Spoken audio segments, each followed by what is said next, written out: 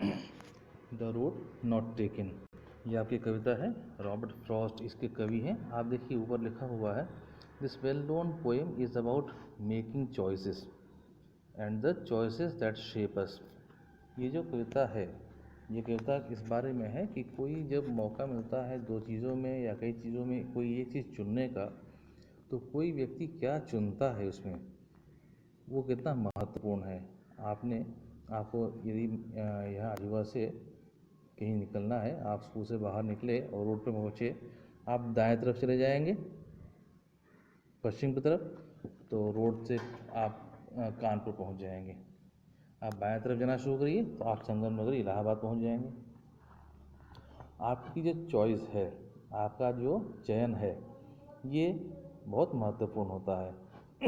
किसी काम में आपने किस समय क्या चयन किया कि हमें ये करना है या वो करना है, जो आपने किया चयन कि हम ये करेंगे, फैसला लिया, उस बात का असर बहुत ज़्यादा आपके जीवन पे पड़ता है।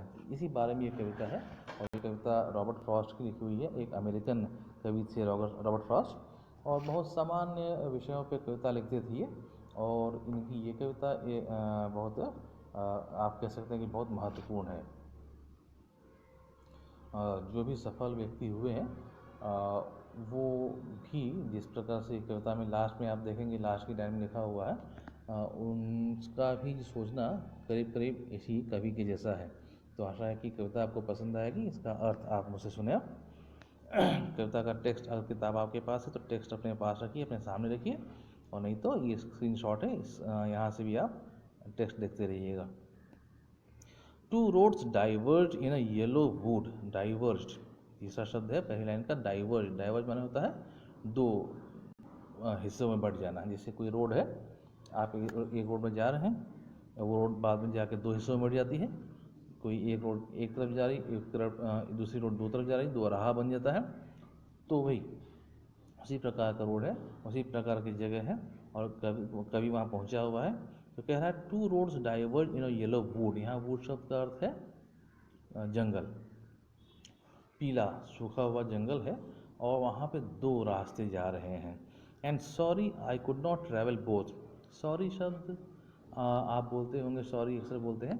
सॉरी शब्द का अर्थ आप अक्सर कहते हैं माफ़ करना समझते हैं। असल में सॉरी शब्द का अर्थ माफ़ करना नहीं है।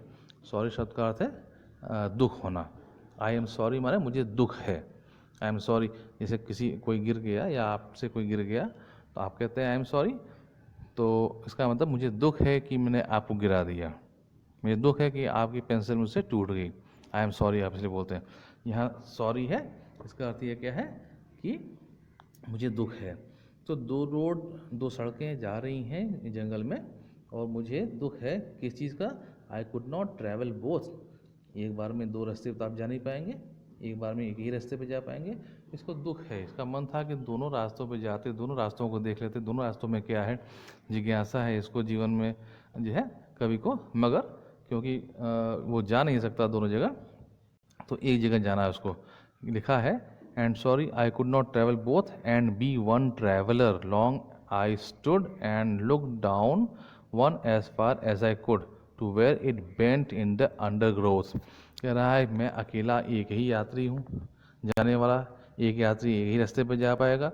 तो मैं वहाँ खड़े होके दुख भी मुझे हो रहा है कि दोनों रास्तों पे मैं जा नहीं सकता।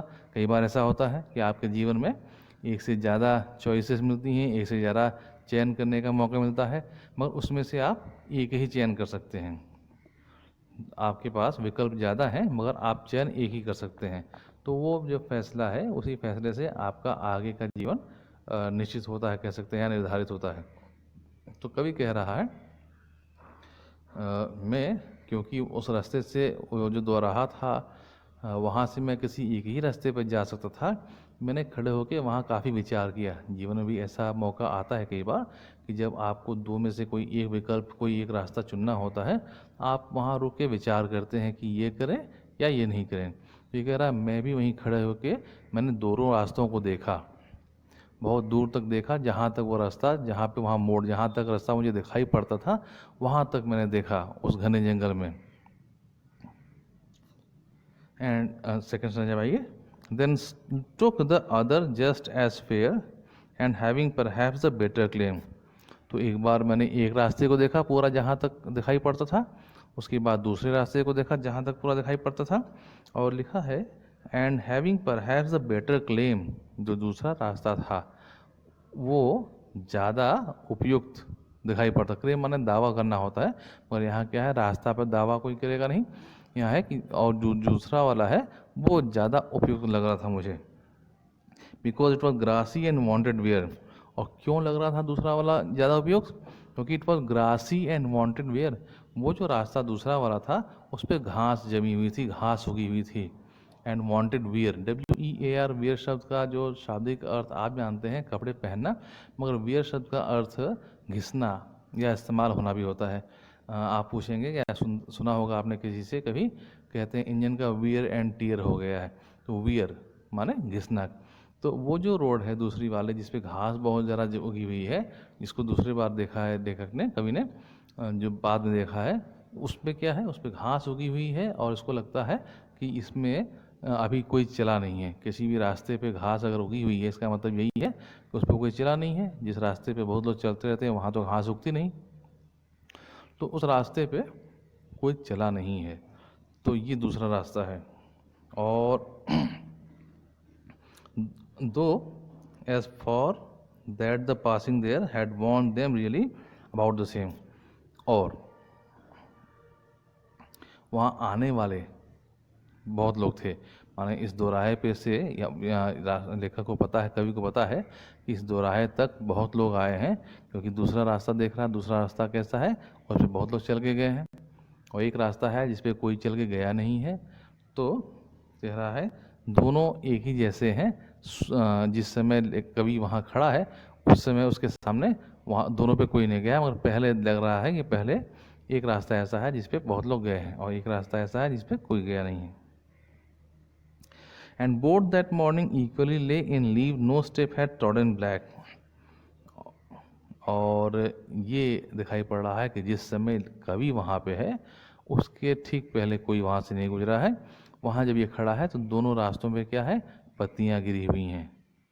दोनों रास्ते पत्तियों से ढके हुए हैं और दोनों ही रास्तों पे दिखाई नहीं पड़ रहा है कि किस पे कोई गया है। और एक रास्ता ऐसा है जिसको देख के स्पष्ट हो रहा है कि इस रास्ते पे कोई चला नहीं है, क्योंकि इस पे घास उगी हुई है। I kept the first for another day. जो पहला रास्ता मैंने देखा था जिस पे से बहुत लोग गुजरे होंगे, जिस पे घास नहीं उगी हुई है, उस रास्ते को मैंने अगले दिन के लिए, बाद में के लिए छोड़ दिया। अनदर डे, किसी और दिन के लिए छोड़ दिया कि चलो उस रास्ते पे कभी और जाऊंगा। आज इस रास्ते पे जाता हूँ जिस रास्ते पे कोई नहीं गया है। आई doubted if I should ever come back. मुझे इस बात का शक था, डाउट, मुझे डाउट था, शक था इस बात का कि शायद मैं कभी वापस ना आ पाऊँ। इस रास्ते पे कोई कभी गया नहीं है, पता नहीं रास्ता कैसा है कैसा नहीं, क्यों कोई नहीं गया इस रास्ते पे, रास्ता अच्छा नहीं है क्या। तो मुझे शक था कि शायद मैं कभी वापस ना आ पाऊँ। फिर भी मैंने वही रास्ता चुना जिस पे कोई गया ना हो।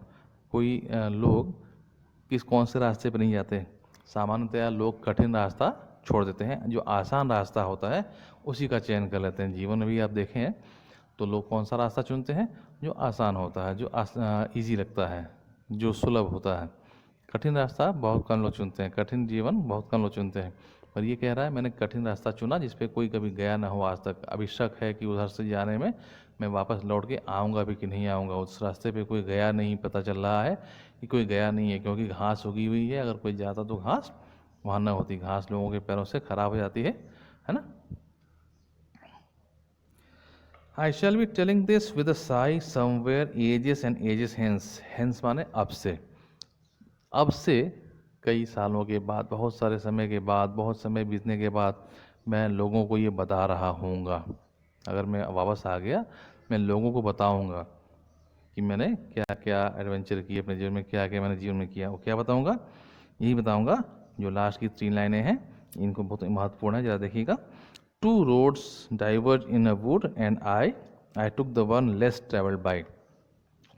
कह रहा है कवि कि मैं बहुत समय बीत जाएगा जब, तो मैं लोगों को यही बता रहा हूँगा कि 2 रोड जा रही थी, 2 रास्ते जा रहे थे, एक रास्ता ऐसा था जो ट्रेवल्ड बाई था, जिस पे लोग जाते आते थे, और एक रास्ता था जो लेस ट्रेवल्ड बाई था, जिस पे कोई कभी जाता नहीं था, बहुत कम लोग जाते थे, कठिन रास्ता था, दुर्गम रास्ता था। And I took the one less travelled by, and that has made all the difference. और उसी से सारा फर्क पड़ा है। इसका मतलब कवि आपको ये बताना चाहता है कि जो दुर्गम रास्ता है, रास्ता का मतलब ज़मीन रोड ही नहीं, रास्ता का मतलब किसी भी चीज़ का जो दुर्गम रास्ता हो, तो सामान्य जन जो होते हैं वो क्या करते हैं, कवि बताना चाह रहा है आपको कि सामान्य जन क्या करते हैं, वो सुलभ रास्ता ढूंढते हैं जो आसान हो। और जो सफल लोग हैं वो कैसा रास्ता ढूंढते हैं, कठिन कठिन आप कह सकते हैं, या दुर्गम रास्ता है।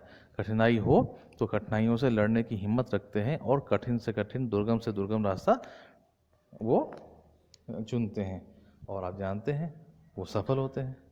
तो जो बिल्कुल सामान्य जीवन जिएगा, जैसा सब लोग जीते हैं वैसा ही जीवन जिएगा, वैसे ही विकल्प अब खोजेगा अपने लिए, तो वो बहुत ज़्यादा सफल नहीं होगा। सफल व्यक्ति वो होगा जो कि कठिन रास्ता चुनेगा, जिसमें कष्ट हो, जिसमें चुनौतियाँ हों। आशा है आपको कविता समझ में आई होगी। कल फिर इस कविता को थोड़ा समझेंगे और फिर इसके क्वेश्चन आंसर्स करेंगे।